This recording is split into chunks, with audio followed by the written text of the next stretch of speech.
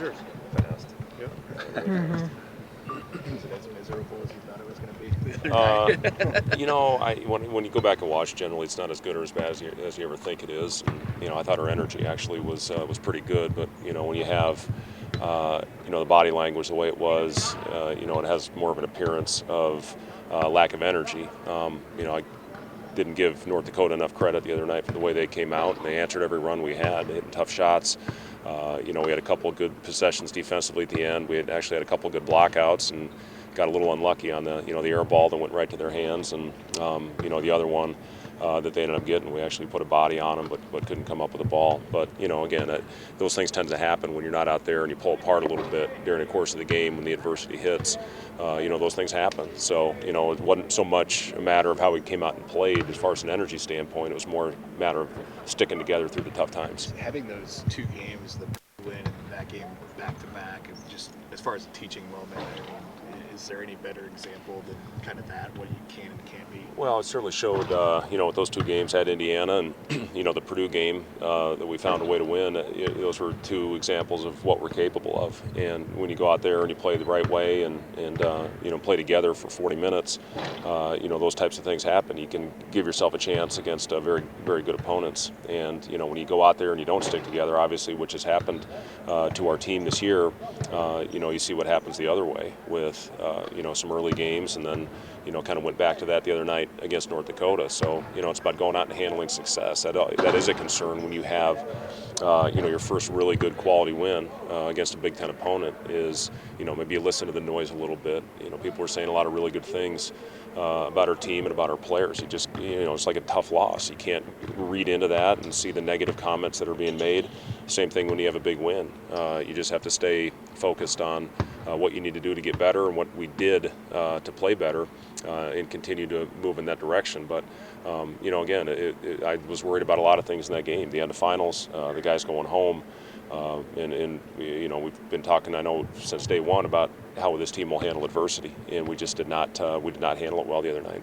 How have guys kind of come back, I guess, from a couple days off? It's always sloppy. I've been around enough of these to where you're going to go throw the ball in the third row and kick the ball all over the place. You just got to try to run everything out of them. The things that they did when they get home.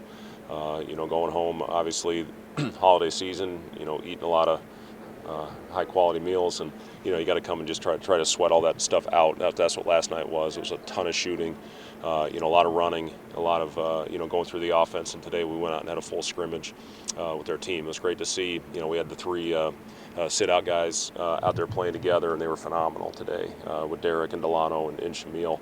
It's great to see those guys out there competing, and a tough year for them having to sit out, but they're doing everything they can to try to make our guys better.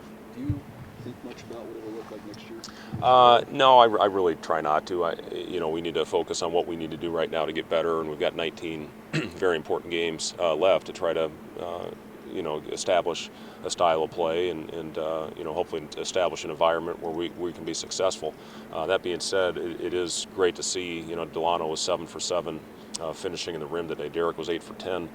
Finishing in the restricted area. So, those guys will immediately give us great size, strength. Shamil's got a Big Ten body to go out there and compete. Do I think about it? No.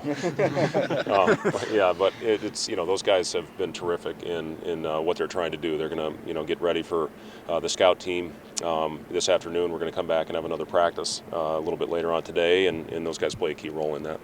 What do those guys need to do to maximize this year off? Those sit-out guys? Well, they're already doing it. They're on what we put them on a redshirt program, so they're lifting 4 or 5 days a week. They're actually heading into the weight room right now after getting some shots up.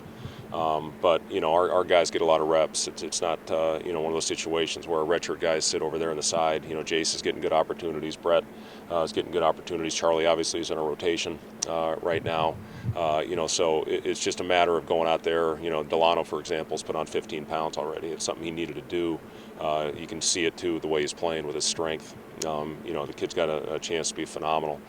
Basketball player, and he's doing a lot of things in this off year to get himself prepared for that. Derek, will immediately help us as a vocal leader. He's as good as we've got on this team as far as trying to talk our guys up and keeping them going and keeping it positive. He's been really good with that. So, yeah, they'll help immediately. And this is an important year. They understand that. They've all got to get better with their shooting. They're putting a ton of time into it. How have you seen Shamil, I guess, kind of handle the way his year kind of unfolded? Yeah, I think Shamil's handling it as well as you can in that situation when you have hopes of getting immediate eligibility. We were all disappointed with the result, but, there's nothing you can do about it. You can't worry about things